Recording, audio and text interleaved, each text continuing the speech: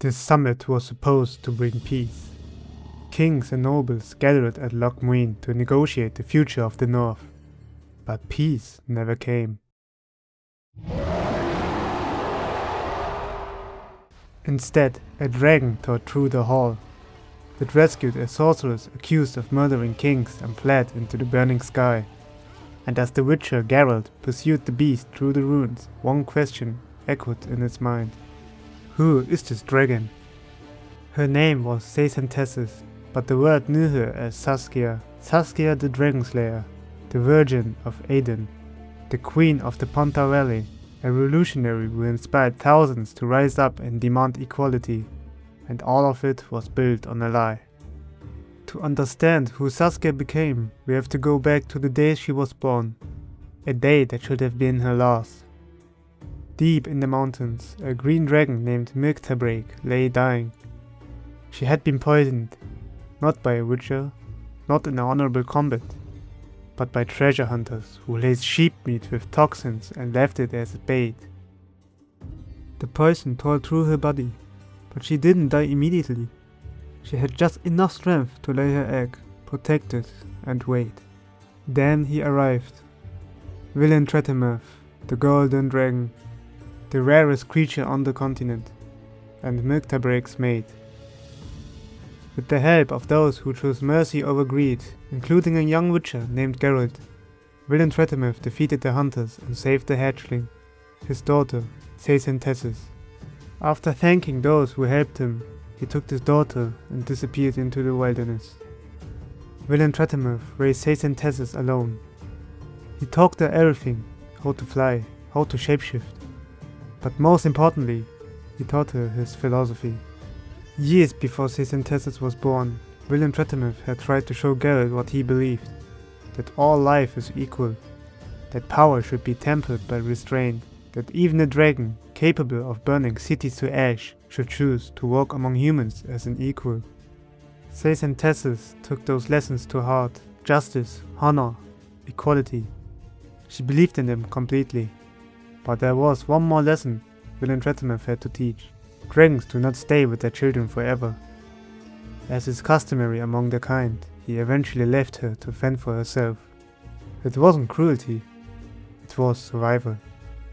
Young dragons must learn to stand alone, and so Saesenthessis began her journey, searching for a place where a dragon who believed in equality could actually belong. She found that place in Aedirn, or rather, she created it. During her travels, Saesenthessis met Iorveth, an elven commander of a Scoia'tael unit. Both were outcasts. Both believed the world could be better, and it was Iorveth who suggested something radical: hide in plain sight. Saesenthessis took on her human form and never looked back. Together, she and Iorveth crafted an identity, a backstory, a legend. Her name was Saskia. She was from Aedirn, and she had supposedly slain a dragon in single combat. The irony was perfect. A dragon pretending to be the very thing humans feared the most. A dragon killer. But Saskia wasn't just a clever disguise. She became something real. A symbol. Peasants tired of oppression flocked to her. Dwarves seeking equality joined her cause. Elves fleeing persecution found refuge at her side. Her message was simple: freedom, equality, a life without kings. And in the city of Aedirn, in the Pontar Valley, she built something that shouldn't exist. A place where humans, dwarves and elves lived together as equals. For a brief moment, Saesenthessis had done what her father believed was possible. She had walked among humans, and she made them see her as one of them. But walking among humans also meant watching them suffer. And when suffering came, Saskia couldn't stay hidden. In Temeria, King Foltest laid siege to La Valette Castle. Saskia knew the young lord Aryan La Valette. He believed in equality, so she flew to his aid. She descended from the sky, breathing fire, diving straight toward King Foltest. But before she could reach him, a witcher hurled his silver sword and struck her in the maw. Geralt of Rivia, the same witcher who had helped save her life all those years ago. Wounded and bleeding, the dragon fled. And Saskia, retreating to Aedirn, blood covering her hand, must have wondered, how long can I keep this secret? When Geralt and Iorveth arrived in Virgin, the city was preparing for war. King Henselt of Cadwyn had marched his army to the border. Saskia called for negotiations, a last chance for peace. But Henselt had no interest in equality, and Prince Stannis, heir to Aedirn's throne, had his own ambitions. Henselt would not yield, Stannis would not compromise, and Saskia, who had built a kingdom on hope, watched it all fall apart. War was coming. That night, Saskia gathered her allies for a war council. A ceremonial toast was held, alliances had to be made, unity had to be shown. But as Saskia raised her chalice, she collapsed. The sorceress Philippa Eilhart took charge. The poison was called Thermador, also known as Mage Pain, deadly enough that even a dragon couldn't survive it without help. Philippa prepared a list of rare ingredients for a cure and sent Geralt to find them. Geralt succeeded. He brought back everything Philippa needed, including a petal from a Rose of Remembrance.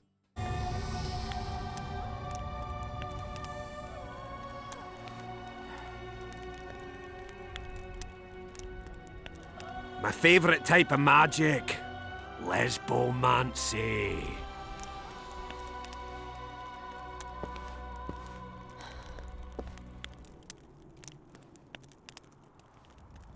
Philippa used the ingredients to save Saskia's life.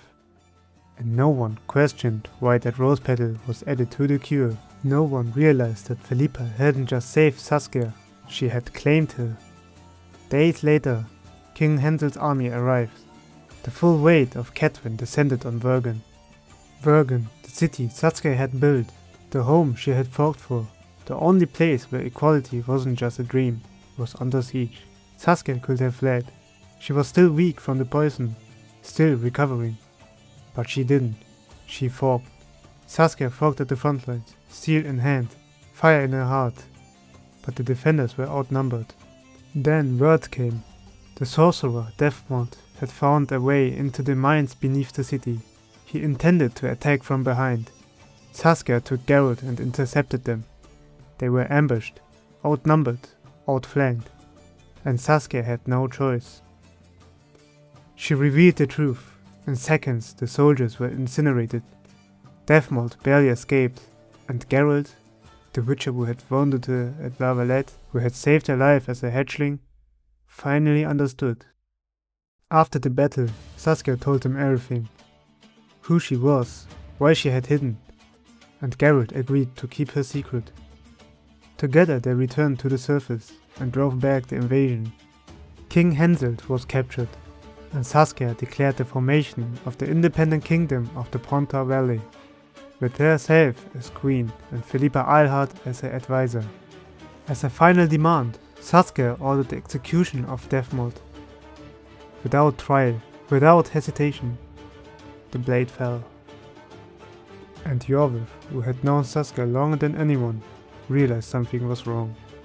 This wasn't her. That night, Iorveth and Geralt searched Philippa's quarters. They found a recipe for the poison that nearly killed Saskia, and they realized the Rose of Remembrance wasn't part of the original cure. It was an addition, a binding spell. Philippa hadn't saved Saskia's life. She had claimed it. The queen of the Pontar Valley, the revolutionary who inspired thousands, was a puppet.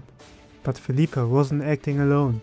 She was part of the Loge of Sorceresses, a secret circle of the most powerful mages in the north. They had been pulling the strings of kings for years. Assassinations, wars, puppet rulers. And Saskia was just another piece on their board. Enraged, Iorveth decided to confront Philippa at the summit in Loch Muin. Geralt went with him. And that brings us back to where the story began, the summit at Loch Muin. The largest conspiracy had been exposed, their role in the murders of northern kings revealed. One of the members, the sorceress Sheila de Tanzaville, was cornered, arrested, about to be executed. Sheila de Tanzaville realized she had no escape. So she summoned Saskia, not as the warrior queen, but as the dragon. She tore through the summit, rescued Sheila and fled into the sky, and Geralt pursued. The battle was fierce, Fire, steel, desperation. Eventually, Geralt managed to mount her, and despite her efforts to throw him off, he forced her to crash. She was impaled on a broken tree, gravely wounded, unable to fight, and Geralt stood over her, faced with an impossible choice. Kill the dragon. Too dangerous to live, too much blood already spilled. One strike and the last daughter of Villain Tretimeth dies here. Or spare her, walk away, refuse to kill a creature that only ever wanted what her father taught her. Equality. He could end it, but he remembered the golden dragon, Villain Tretimeth, and the lesson he tried to teach, that all life is equal. Geralt lowered his sword and walked away. Saskia freed herself from the tree and collapsed, still cursed, still controlled. Geralt never looked back. He had spared her life, but he couldn't save her from Philippa's chains. What became of Saskia that day, history doesn't say. Saskia's story is a tragedy, not because she failed, but because she succeeded, and it still wasn't enough. Her father taught her that all life is equal. She believed him. She built a kingdom. She inspired thousands. But the world poisoned her, controlled her, used her. And when everything fell apart, she was left with nothing. But maybe that's the lesson. You don't walk among them because they accept you. You walk anyway. Because as long as you do, the dream isn't dead yet.